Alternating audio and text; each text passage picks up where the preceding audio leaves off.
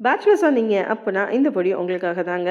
So சூடா வந்து சாதம் மட்டும் வச்சுட்டீங்க அப்படின்னா, இந்த பொடிய போட்டுட்டு கூடவே வந்து நெய் அல்லது நல்லெண்ணெய் ஊத்தி சாப்பிட்டீங்க அப்படின்னா, ஒரு கம்ப்ளீட் மீல் சாப்பிட்ட மாதிரி இருக்கும். இல்லன்னா உங்களுக்கு திடீர்னு மிட் நைட்ல ஏதாவது பசிக்குது, ஏதாவது குழம்பு இதெல்லாம் செய்ய முடியல அப்படின்னா, இந்த பொடிய வந்து நீங்க சாதத்துல வந்து பெசஞ்சு இந்த மாதிரி சாப்பிடலாம்.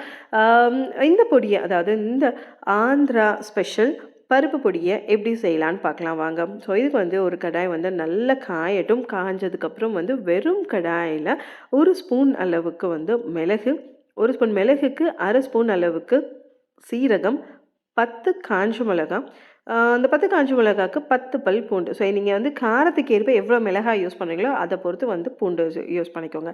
ஸோ 10 மிளகான 10 பல் பூண்டு. இது எல்லாத்தையும் சேர்த்து அந்த வெறும் கடாயில வந்து நல்லா ஒரு பொன்னிறமா வர வரைக்கும் வந்து வறுத்தெடுத்துருங்க. கை விட்றாதீங்க. ஏன்னா அந்த எண்ணெயும் இல்லாதனால வந்து சீக்கிரமே கருகிடும். அது மாரி கை விடாம இந்த மாதிரி நல்லா வறுத்தெடுத்து ஒரு பிளேட்ல வந்து ட்ரான்ஸ்ஃபர் பண்ணி ஆற விட்டுருங்க.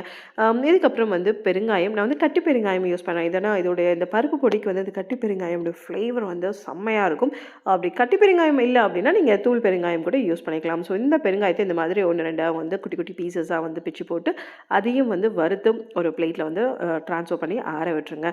ஸோ இதுக்கப்புறம் வந்து இந்த மெயினான இன்கிரீடியன்ட் என்ன அப்படின்னா, பொட்டுக்கடலை. இந்த பொட்டுக்கடலை வந்து கொஞ்சம் நல்லா பதத்து போயெல்லாம் இருக்கக்கூடாது. நல்லா கிறிஸ்பா இருக்கணும்.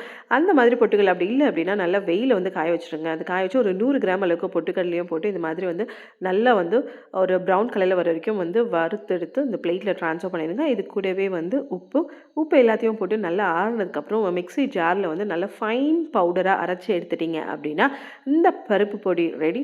செம்ம அட்டகாசமா இருக்கும். கண்டிப்பா ட்ரை பண்ணுங்க. இட்லி, தோசைக்கும் வந்து ரொம்ப நல்லாயிருக்கும். இதே மாதிரி இன்ட்ரெஸ்டிங்கான சட்னி ரெசிபீஸ் அண்ட் பொடிக்கு கெட்டி சட்னி சேனலை சப்ஸ்கிரைப் பண்ணி பக்கத்துல இருக்க பெல் ஐகானை கிளிக் பண்ணுங்க.